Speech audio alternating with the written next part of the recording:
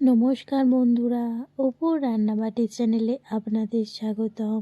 আজকে নিয়ে এসে গেছি আমি একটা বড়া রেসিপি, সিম্পলভাবে বানানো।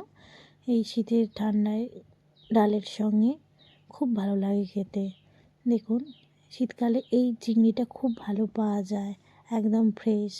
এই ছোট চিংড়িগুলো নিয়ে বড়া ছাড়া আর সেরকমভাবে কিছু করা যায় বলে আমার ঠিক জানা নেই।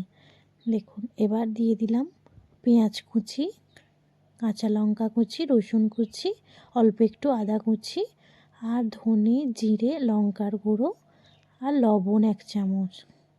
ধনে পাতাও দিয়েছিলাম কুচি করে। আর দিয়ে দিচ্ছি অল্প একটু বেসন আর লেবুর রস আধখানা দিয়ে দিচ্ছি।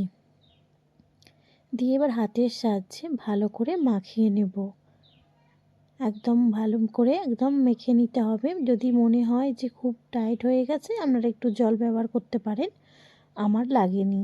দেখুন ভালোভাবে, কারণ চিংড়িতে একটা জল থাকে, তাতে পেঁয়াজ কুচি আছে। দিয়ে ভালো করে মেখে নিতে হবে। একটু টাইট মাখা হলে তবেই বড়াটা খেতে ভালো লাগবে। দেখুন, মাখাটা ঠিকঠাক রেডি হয়ে গেছে।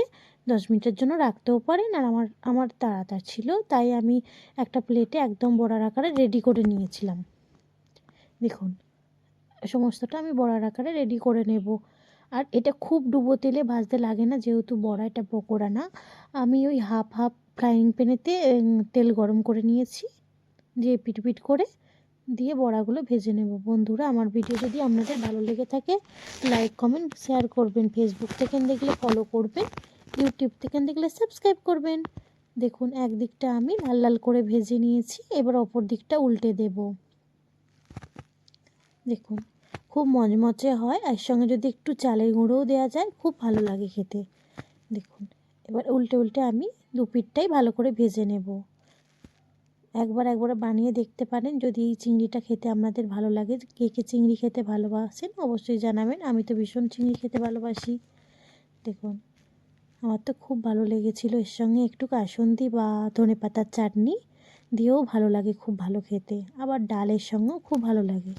দেখুন, এবার দুদিকটাই ভাজা হয়ে গেছে, আমি তুলে নিচ্ছি।